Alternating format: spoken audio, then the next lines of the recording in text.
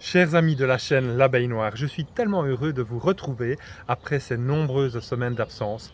Vous m'avez tellement manqué et j'ai été profondément touché par les nombreux emails et messages que j'ai reçus sur les différents réseaux sociaux où vous réclamiez des nouvelles. Savoir que vous attendiez avec impatience ce nouvel épisode me comble de joie. De plus, j'ai été ravi d'apprendre que certains d'entre vous ont essayé différentes techniques que j'avais expliquées dans les épisodes précédents de notre chaîne YouTube. Et avec beaucoup de succès pour la plupart. Parfois, j'ai même reçu des retours positifs de personnes vivant dans des pays très lointains, sur des îles et des archipels. C'est incroyable de constater l'impact que nos vidéos peuvent avoir à travers le monde. Permettez-moi de vous dire à quel point j'apprécie votre soutien constant. Chaque fois que vous aimez nos vidéos avec le fameux pouce bleu, et que vous vous abonnez à notre chaîne, cela nous donne la motivation nécessaire pour continuer cette aventure avec vous. Aujourd'hui, je suis ravi de vous présenter une technique de production de miel qui semble quelque peu oubliée, même sur les moteurs de recherche. Il s'agit de la biruche. Vous vous souvenez peut-être de l'épisode de l'année dernière où j'ai voulu commencer à travailler avec cette méthode. Malheureusement, j'ai été confronté à une situation délicate. J'avais découvert un site en apparence idyllique, mais malheureusement les abeilles ont été affectées par du nectar empoisonné provenant de champs voisins, contaminés par des pesticides. Cette expérience n'a pas abouti comme je l'espérais. Cependant, je n'ai pas abandonné et je suis déterminé à recommencer cette aventure de la biruche avec vous aujourd'hui. Je vais explorer cette technique oubliée en détail et partager avec vous les informations que j'ai pu recueillir. Ensemble, nous allons redécouvrir cette méthode fascinante de production de miel et, espérons-le, nous obtiendrons des résultats merveilleux. Encore une fois, je tiens à exprimer ma gratitude pour votre soutien indéfectible. Vos commentaires, likes et abonnements sont d'une importance capitale pour moi et l'équipe de l'Abeille Noire. Grâce à vous, nous pouvons continuer à partager notre passion pour les abeilles et la nature. Je vous donne rendez-vous dans notre prochain épisode où nous nous plongerons ensemble dans l'univers mystérieux de la biruche. Restez connectés et n'oubliez pas de vous abonner pour ne manquer aucune de nos nouvelles vidéos passionnantes. Mais avant de partir explorer les biruches, laissez-moi vous raconter une histoire étonnante. Juste avant notre départ, Sirius, mon fidèle compagnon apprenti apiculteur à quatre pattes, a fait une découverte incroyable dans une pile d'apidèbes.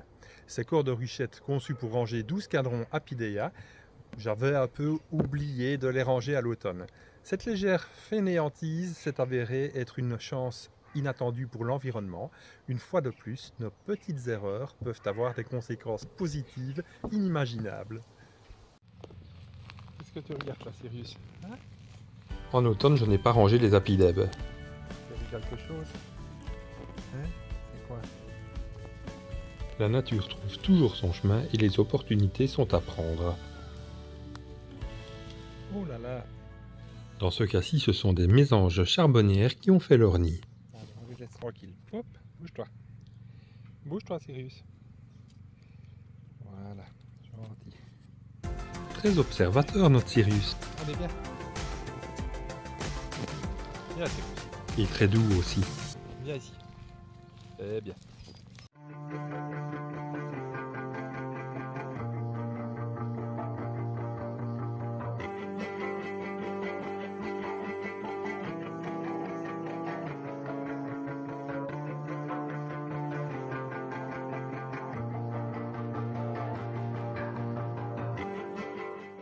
Permettre au vernis de sécher parce que les abeilles n'aiment pas ce goût-là. Je remplace la défaillante ou la placette parmi cellules. Alors non, les abeilles ici ne sont pas des noires. Vous voyez beaucoup d'annonces. Il n'y a presque rien. Et là,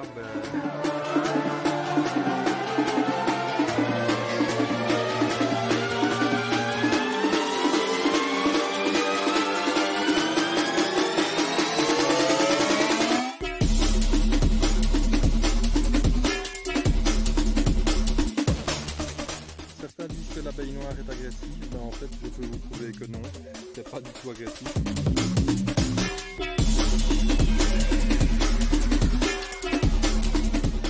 Ça va durer 24 heures et puis il y aura plus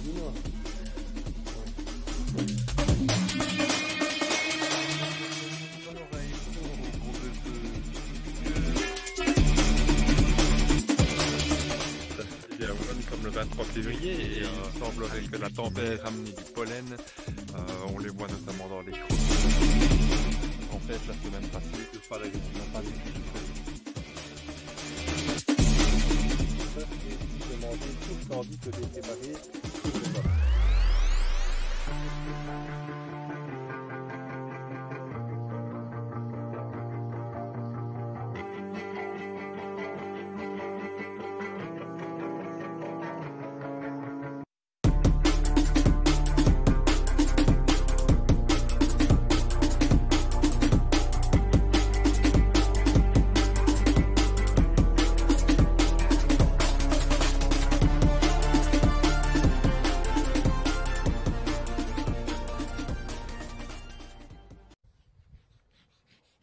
Voilà, nous allons donc constituer 2 biruches avec les colonies que vous connaissez déjà. Je vous les ai présentées l'an passé. Ce sont des colonies avec des reines noires à l'intérieur. Les reines noires ici ont été fécondées sur un rucher dont l'environnement n'est pas noir autour d'elles. Et donc nous avons des métis en F1. Ce sont des abeilles qui sont relativement colorées, autres que noires pour la plupart. Et il y a une colonie qui est un peu plus agressive que les autres, mais autrement, voilà, ce sont des F1 de production qui ne pourront jamais servir à faire à tirer des larves pour faire des reines dehors, mais par contre les mâles eux sont bien noirs. Donc ici, pour constituer les biruches, nous allons les rapprocher et les coller l'une à l'autre. Les entrées seront alternées. Il y a une entrée qui sera orientée à l'est et l'autre sera orientée à l'ouest. Lorsque les colonies seront réunies ensemble, on va gagner du temps en butinage. En effet, les abeilles qui vont recevoir la lumière venant de l'est commenceront très tôt le matin à sortir de la ruche et à butiner. Et pareil, le soir, la lumière venant de l'ouest va continuer à inonder les entrées de ruche et donc on aura des abeilles qui vont continuer à butiner beaucoup plus tard. Alors donc le principe de la biruche, c'est que nous allons travailler avec 2 colonies côte à côte, une reine dans chaque colonie. Et forcément, comme elles vont être réunies par le dessus et surtout par une grille à reines qui va empêcher les reines de s'entretuer, nous allons avoir une émulation qui va se faire car il y aura beaucoup plus d'abeilles qui vont être destinées au butinage qu'à l'élevage. Il est estimé qu'on peut récolter jusqu'à 4 fois plus que si on avait 2 colonies l'une à côté de l'autre bien séparées, avec ce procédé de biruche. Personnellement, j'estime que l'on fait surtout à peu près x2, voire parfois x3, mais pas beaucoup plus. Vous voyez ici, on est vraiment tombé sur des abeilles qui sont métisses, donc comme je dis, la reine est bien noire, la descendance ne l'est pas spécialement. Et comme vous le voyez, il y a une colonie qui est plus noire que l'autre. Et d'ici quelques jours, on ne verra plus de différence. Quand ça sortira pour butiner, on aura des abeilles jaunes et des abeilles noires, vraiment des 2 côtés, dans les 2 entrées. Toute la population se sera mélangée. Alors j'en fume très régulièrement ici le dessus de la ruche, car il ne faudrait pas qu'une des reines passe de l'autre côté, car autrement ce serait la bagarre et on se retrouverait juste avec une colonie, avec une reine. Alors le principe ici pour la warée, c'est que je vais attirer les abeilles vers la hausse. Donc je vais prélever un cadre de couvain de chaque colonie que je séparerai de ces abeilles et que je vais placer dans la hausse qui sera commune. Là, les abeilles auront tout fait de grimper pour aller rejoindre et s'occuper du couvain. Elles vont se mélanger ensemble, on va avoir un premier contact l'une avec l'autre, une colonie avec l'autre colonie. Et à ce moment-là, elles vont continuer d'élever et de construire, car je mets en fait des hausses qui sont complètement vides. C'est bien le principe de la warée, c'est que les abeilles construisent elles-mêmes leur propre cire. Pour combler le trou dans le corps de ruche, je replace un cadre vide. Là aussi, elles vont construire et la reine pourra venir pondre dedans assez rapidement. je marque le cadre de la couleur de cette année en rouge, puisque ce sont des cadres qui seront construits en 2023. Ils seront rouges, ça me permet de reconnaître les nouveaux des vieux cadres. Moi j'utilise du Posca, il y a plusieurs méthodes, on peut aussi utiliser des punaises de couleur que l'on fixe dans les cadres.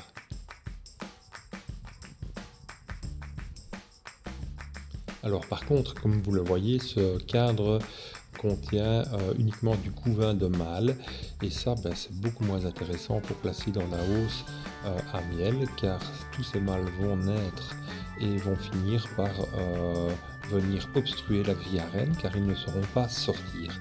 Donc ce que je vais faire, c'est continuer la visite de la colonie pour pouvoir trouver un cadre uniquement avec des cellules d'ouvrières.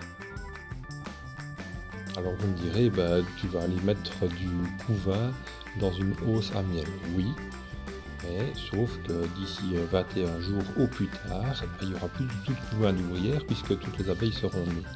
Donc le travail aura été fait comme il doit être, c'est-à-dire que les abeilles ouvrières auront été amenées à grimper dans la hausse attirées par le couvain.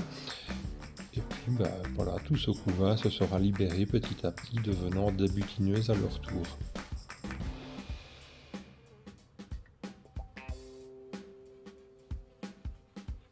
Alors à présent, j'enfume encore à nouveau, de manière à ne pas avoir de reine qui passe. Et là, je vais mettre une grille à reine en commun, mais qui est reliée par une latte de bois, de manière à ce que ce soit vraiment étanche. Donc les abeilles ne savent pas passer d'un côté à l'autre qu'en passant par la grille à reine. Et donc par ce procédé, les mâles ne passent pas d'une colonie à l'autre, excepté par les entrées, mais les reines non plus. Et c'est surtout ça le principe, c'est que la reine ne doit pas aller dans l'autre partie, il ne doit pas y avoir de bagarre, donc on doit continuer à conserver 2 reines de chaque côté. La grille à reine est posée, à présent je vais placer le corps par-dessus, qui va venir se mettre donc avec les lattes qui sont amorcées, il y en aura 6 en tout, donc juste amorcées avec un peu de cire, et surtout 2 cadres de couvain qui vont attirer toute la population pour venir construire cette hausse. Alors je refais descendre encore un peu la population dans les cadres, avant de placer un couvercle sur chaque demi-ruche qui reste à l'air libre. Alors ce n'est pas parfaitement étanche à l'eau, mais c'est suffisant. Les abeilles vont venir boucher avec de la propolis et l'étanchéité va se faire grâce à leur propre travail.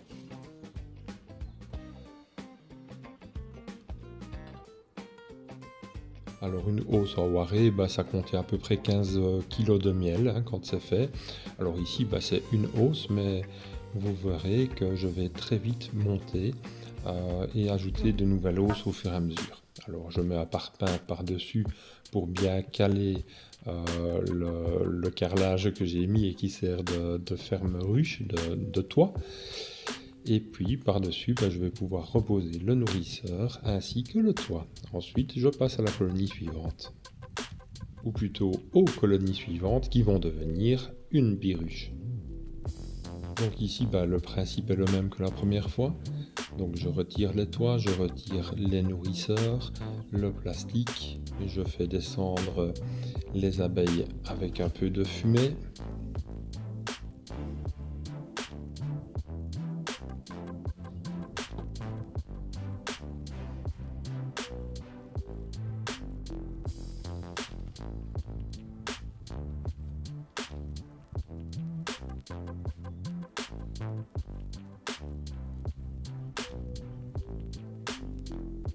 À côté de moi, il y a une hausse vide amorcée avec des barrettes. Maintenant, je passe à la deuxième colonie et je fais la même chose, c'est-à-dire que je retire le nourrisseur et ensuite je vais retirer le plastique qui était sur le dessus des cadres. Celle-ci, je l'enfume un peu plus parce que c'est la colonie qui est un petit peu plus agressive. Alors entendons-nous, j'y vais comme ça quand même sans spécialement de protection, mais elle a quand même tendance à être plus désagréable. ici c'est pareil, je vais que dans la première opération qu'on avait fait à côté, je vais chercher après du couvain pour pouvoir mettre dans la hausse. Ça va servir d'échelle pour les abeilles pouvoir venir construire. Et ici, en trouvant ce cadre de couvain, je vais tomber sur la reine.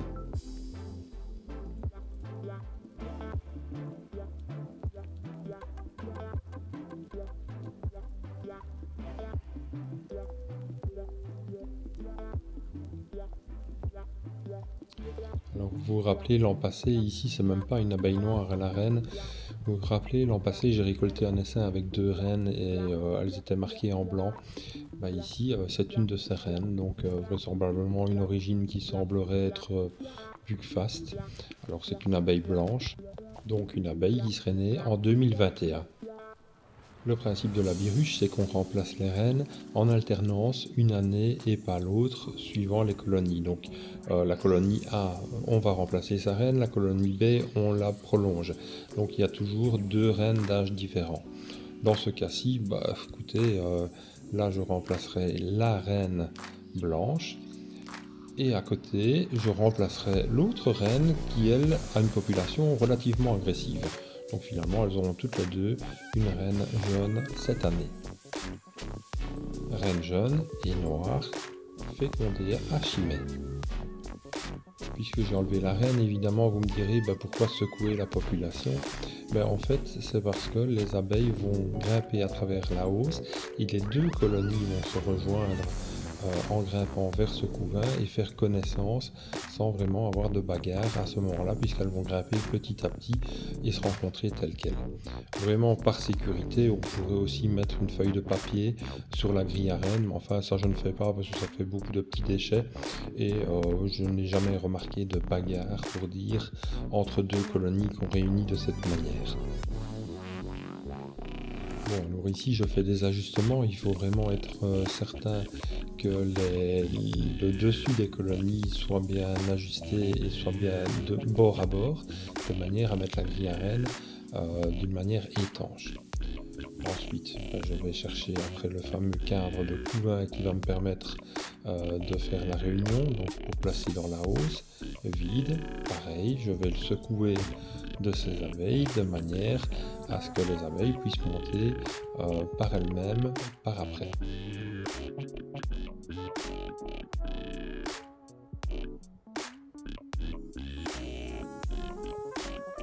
Et avant de débarrasser le cadre des abeilles, je regarde d'abord que la reine n'y soit pas, car ce serait un peu désastreux si je faisais tomber cette reine dans l'autre colonie.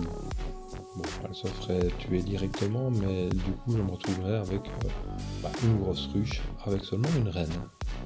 C'est pas le but. Voilà, ne pas oublier de replacer un cadre vide pour que les abeilles le construisent. Ensuite, on place la grille à reine, vous voyez, ça c'est le cadre avec la latte du milieu qui empêche les abeilles de passer. Et puis je replace la grille convenablement dans ce cadre. Et par après, je vais pouvoir, je vais faire un peu à l'envers ici, je vais placer d'abord les extérieurs pour refermer la ruche avant de placer ma hausse. Mais ça revient au même.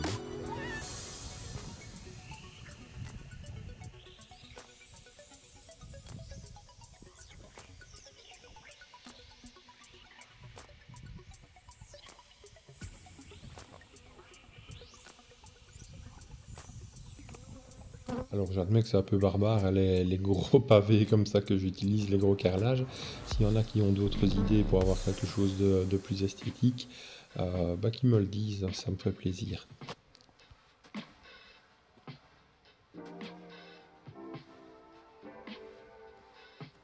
Voilà, à présent je place l'élément qui va servir de hausse. Donc comme vous voyez, ce sont juste des barrettes qui sont amorcées d'un peu de cire avec au milieu les 2 cadres qui servent d'échelle pour les abeilles et qui servent à les attirer avec le couvain. Voilà, à présent je n'ai plus qu'à remettre le couvre-cadre nourrisseur en bois, l'isolation et le toit, et comme ça la ruche est terminée. Alors ici, je m'aperçois que c'est un petit peu esquive, donc je vais devoir changer la palette parce qu'elle commence à vieillir. Et quand ça va monter en tour, ça va être plus compliqué de les faire tenir correctement. Mais sinon, ben voilà, les 2 biruches sont montées. Il n'y a plus qu'à faire la saison avec. Et quand je dis que ça va très vite, regardez, après 15 jours, il y a déjà 2 hausses. Et les 2 hausses sont construites et pleines de miel, donc je vais déjà devoir agrandir à nouveau. Et c'est pareil sur la deuxième ruche, hein. Elle est bien construite. Je crois que Cyrus est en train de nous faire comprendre que lui, il s'en délecte, comme il adore le miel, il n'attend que ça. Allez mon grand, c'est bien. Et quand je vous dis que ça va vite, voilà une semaine de plus qui vient de passer. Bon, je vais tarder un petit peu à faire les vidéos, mais d'un autre côté, ben, ça permet d'avancer plus vite dans le film et de voir les étapes. Mais regardez ici, les 2 éléments sont remplis de miel. Et là, ben, je vais déjà ajouter le 3e. Donc ça va monter très rapidement. Et ben, comme ça, si je n'enlève pas de temps en temps des hausses, vous allez pouvoir constater qu'on peut avoir des tours assez conséquentes.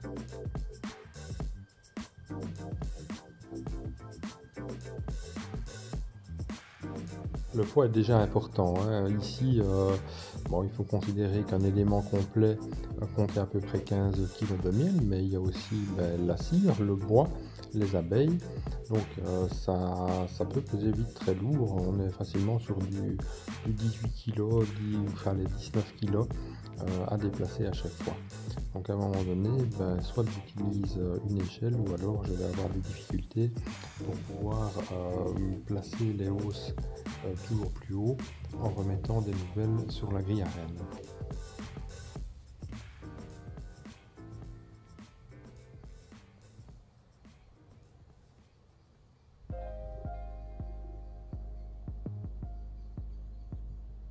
Et comme vous le voyez, les cadres sont bien remplis de miel operculé. Ce qu'il y a de bien, c'est qu'avec la Waré, le miel sèche beaucoup plus vite. Ça fait un peu cheminée, l'air circule dedans et est évacué par le dessus. Donc ça aide les abeilles à sécher le miel plus rapidement.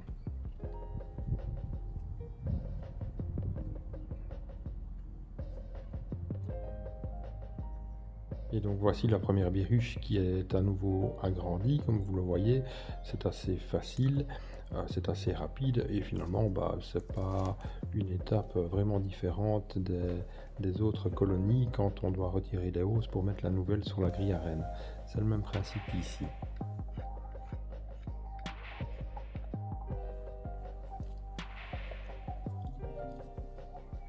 Je vais faire la même opération sur la deuxième. Je pose le toit dans la pelouse renversée, ça va me permettre de pouvoir poser la hausse sans venir la poser directement dans l'herbe. Comme vous le voyez, il y a un cadre qui reste accroché en dessous de la hausse. Mais moi, en soulevant l'élément, je ne m'en aperçois pas, c'est en regardant le film avec vous que je vois que ce cadre était resté accroché et par bonheur s'est décroché, retombé dans son logement. Je peux à présent déplacer la deuxième hausse. Je la pose sur le premier élément que j'avais retiré. Je viens à présent placer un élément vide, juste amorcé avec les barrettes et la cire. Et à présent, je refais l'opération dans l'autre sens en reposant les éléments les uns après les autres pour reconstituer la tour de la biruche, de la deuxième biruche. Et comme vous le remarquez, je ne suis pas tout rouge qu'à cause du soleil. Il y a aussi le poids qu'il faut soulever. Voilà, donc les 2 biruches ont à nouveau été agrandies, suite au prochain épisode. Chers amis de la chaîne L'Abeille Noire, avant de conclure cet épisode, je tiens à vous exprimer ma profonde gratitude. Je vous remercie du fond du cœur de nous avoir accompagnés jusqu'à présent dans cette merveilleuse aventure. Votre soutien et votre engagement sont une source d'inspiration pour moi. Je tiens à vous faire une promesse. Je ferai de mon mieux pour revenir plus fréquemment avec de nouveaux épisodes passionnants. Vos messages et votre enthousiasme sont une véritable motivation pour moi et je veux continuer à partager ma passion pour les abeilles avec vous. En attendant notre prochain rendez-vous, n'oubliez pas que nous pouvons rester en contact sur les réseaux sociaux. Vous pouvez me rejoindre sur Instagram et Facebook où nous pourrons échanger, discuter et partager nos découvertes apicoles. J'ai hâte de lire vos commentaires et de découvrir vos propres expériences avec les abeilles. Je tiens également à vous remercier d'être abonné à la chaîne L'Abeille Noire. Votre adhésion est une preuve indéniable de notre soutien et cela signifie énormément pour moi et toute l'équipe. Ensemble, nous formons une communauté passionnée et engagée, déterminée à préserver nos précieuses abeilles et notre environnement. En attendant de vous retrouver, je vous embrasse tous très fort. Prenez soin de vous, continuez à explorer la beauté de la nature et n'oubliez pas que chaque petite action compte. Au revoir les amis et à bientôt. Et pour ceux qui devaient encore en être convaincus, regardez ce qui se passe après 2 jours dans l'élément qui a été placé. Est-ce que vous avez vu déjà la quantité d'abeilles qu'il y a? Et les rayons, on les aperçoit, sont déjà en train d'être construits. Assurément, dans une semaine, je suis quitte pour replacer encore un corps supplémentaire.